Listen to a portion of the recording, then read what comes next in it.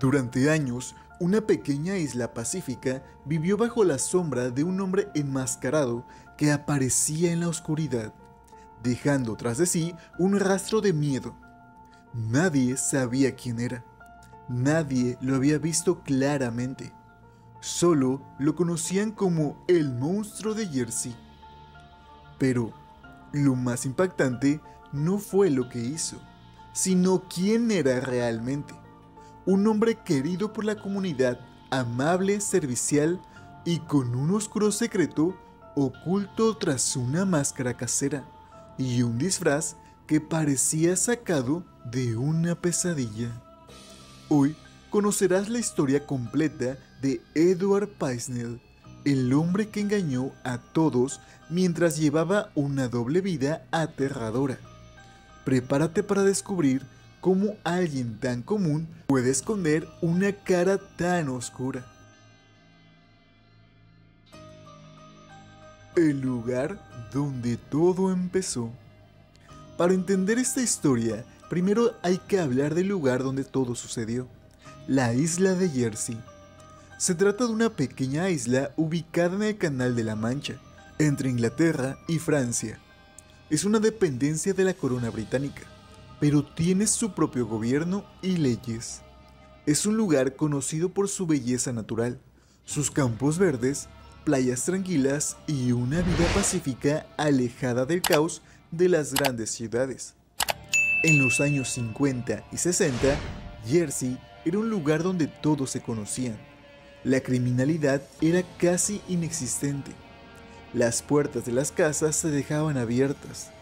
La gente salía a caminar por las noches sin miedo. Pero todo eso cambió cuando comenzaron a surgir reportes extraños. Primero fueron rumores. Algunos decían haber visto a un hombre encapuchado rondando por los campos. Luego llegaron los primeros ataques. Nadie sabía quién estaba detrás. No dejaba huellas. No había testigos. Solo víctimas marcadas por el miedo. Lo más inquietante era que, mientras las autoridades se rompían la cabeza intentando identificarlo, el culpable estaba más cerca de lo que imaginaban. Era uno de ellos. La doble vida de Edward Paisnell. Edward Paisnell nació en 1925 en Jersey. Desde joven, su vida fue aparentemente normal. Era un muchacho callado, reservado, pero inteligente. Se interesó por la carpintería, la construcción y con el tiempo fundó su propia empresa. Se casó con Joan Paisnell, una mujer que dirigía un orfanato en la isla. Juntos criaron a varios hijos, algunos propios y otros adoptados. En la comunidad, Edward era visto como un hombre respetable. Ayudaba en obras sociales, colaboraba con el orfanato y cada diciembre se disfrazaba de Papá Noel para visitar a los niños necesitados. Era un rostro conocido, confiable, uno de esos ciudadanos modelo que nadie se atrevería a señalar.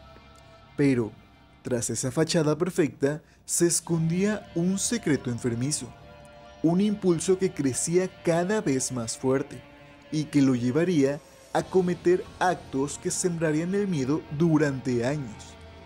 Nadie, ni siquiera su esposa, podía imaginar el verdadero rostro del hombre con el que compartía su vida. El comienzo del miedo. Los primeros ataques comenzaron en 1957. Al principio eran esporádicos, distantes, pero tenían patrones muy similares. Las víctimas eran sorprendidas de noche, en sus propias casas, mientras dormían. El atacante no forzaba entradas, parecía conocer los accesos, los horarios e incluso la distribución de las habitaciones. La policía pensó que se trataba de alguien con entrenamiento, quizás un ladrón profesional, pero lo inquietante era que no robaba nada, solo dejaba miedo.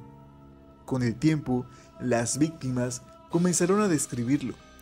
alto, vestido completamente de negro, con una máscara grotesca y unos guantes que parecían tener puntas metálicas.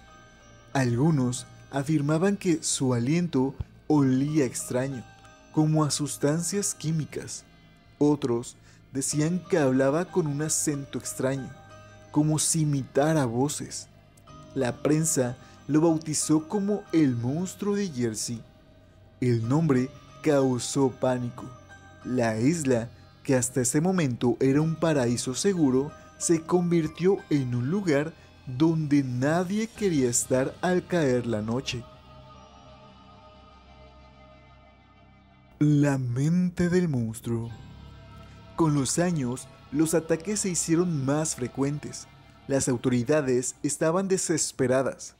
Se entrevistaron con psicólogos, criminólogos y expertos en perfiles criminales. La conclusión era aterradora. Estaban ante alguien que planeaba cada paso con precisión. Un hombre con una inteligencia superior a la media, obsesionado con el control, con la vigilancia y con el miedo ajeno. Se decía que podía haber estado observando a sus víctimas durante semanas. Algunos indicios apuntaban a que entraba en las casas antes, escondía cosas o memorizaba rutas de escape. Lo más perturbador era su habilidad para eliminar su rastro. Nunca dejaba huellas claras, nunca repetía el mismo patrón exactamente igual.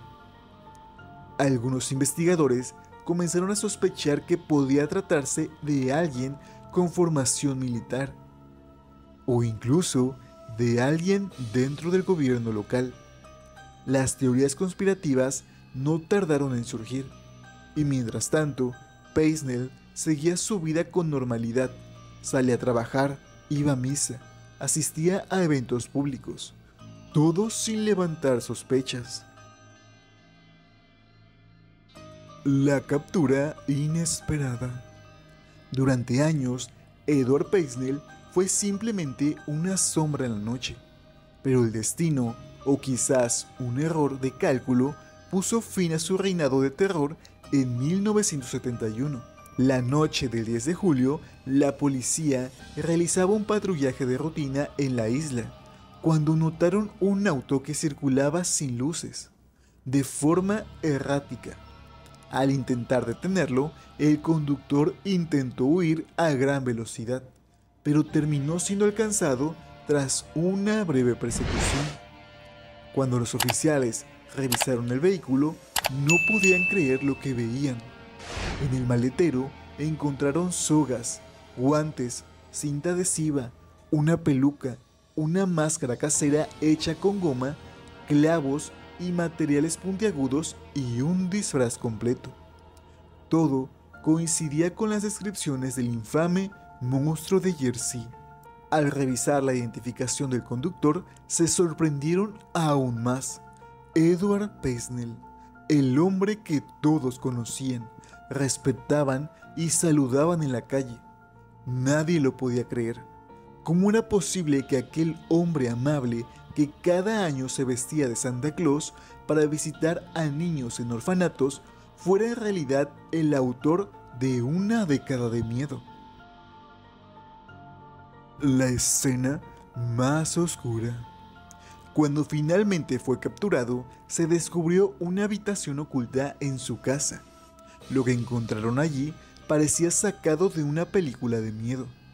Una colección de máscaras, disfraces, guantes con clavos, sogas, esposas, cinta, herramienta personalizada, objetos con símbolos extraños y, lo más perturbador, un diario codificado.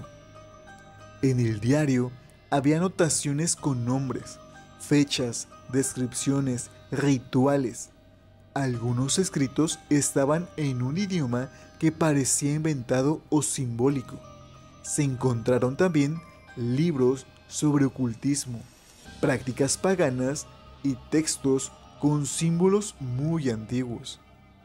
La policía descubrió que Peisnel había hecho modificaciones en su vehículo para poder esconderse, almacenar herramientas y huir rápidamente e incluso tenía rutas marcadas que conectaban casas por campos y caminos rurales casi desconocidos. Había creado un mapa del terreno. Todo indicaba que nada en sus actos era impulsivo. Todo había sido planeado con paciencia. Y lo peor, llevaba más de 10 años haciéndolo. El juicio y la verdad. El juicio comenzó en noviembre de 1971 y atrajo la atención de todos los medios del Reino Unido. La sala del tribunal estaba llena todos los días. La gente no solo quería justicia, quería entender cómo un hombre como él había podido llevar esa vida doble durante tantos años. Durante el juicio se revelaron pruebas impactantes. Las herramientas encontradas en su casa, los disfraces, los diarios, los objetos con símbolos extraños y los testimonios de víctimas que afirmaban haberlo visto o escuchado durante los ataques. Edward intentó declararse inocente. Alegó que había encontrado los objetos y que alguien estaba incriminándolo. Pero la cantidad de pruebas era demasiado abrumadora. Incluso su esposa, Joan Peisnell, testificó en su contra, afirmando que había notado comportamientos extraños en él durante años, pero nunca imaginó que escondiera algo tan oscuro. Finalmente, Edward Peisnell fue declarado culpable de múltiples delitos y condenado a 30 años de prisión. Fue trasladado a una prisión de máxima seguridad donde pasaría el resto de su vida. Las teorías que nunca se cerraron. A pesar del juicio y la condena, muchas preguntas quedaron sin respuesta. Algunos investigadores y periodistas comenzaron a estudiar más profundamente la vida de Peisnell y encontraron elementos aún más inquietantes. Se decía que estaba obsesionado con antiguos rituales paganos. En sus diarios había símbolos que coincidían con cultos oscuros y referencias a sacrificios. Otros afirmaban que era parte de una sociedad secreta que operaba en la isla desde hacía siglos. También surgieron rumores de que no actuaba solo. Algunas víctimas dijeron haber escuchado más de una voz durante ciertos ataques, pero jamás se logró comprobar si había cómplices. Incluso hoy hay quienes creen que otros lo ayudaban o que había alguien más detrás, alguien más poderoso que lo protegía. También se investigó si su trabajo como contratista le permitía espiar hogares antes de atacarlos. Peisnell construía, remodelaba y reparaba casas por toda la isla. Tenía acceso a planos, llaves y horarios. Su trabajo fue tapadera perfecta. Esas teorías nunca se confirmaron oficialmente, pero siguen alimentando el misterio hasta el día de hoy. La vida en prisión y su muerte. En prisión, Edward Peisnell se mantuvo reservado. Rara vez hablaba con otros internos. Nunca confesó abiertamente todos sus actos. Jamás mostró arrepentimiento. Murió en 1994 a los 69 años de edad, dejando más preguntas que respuestas. Nunca se supo cuántos ataques cometió realmente. Las autoridades solo pudieron vincularlo formalmente con un número limitado de casos, pero muchos creen que sus víctimas reales fueron muchas más.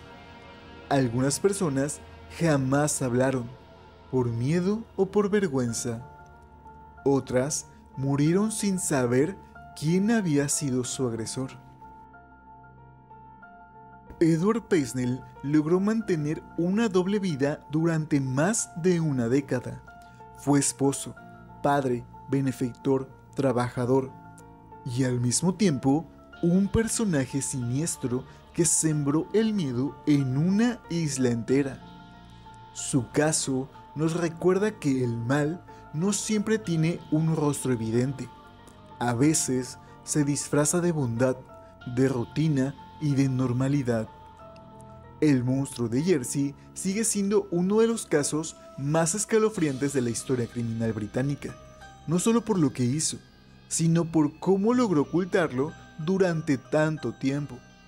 Y ahora te pregunto a ti, ¿cuántas personas así estarán viviendo hoy entre nosotros, sin que lo sepamos?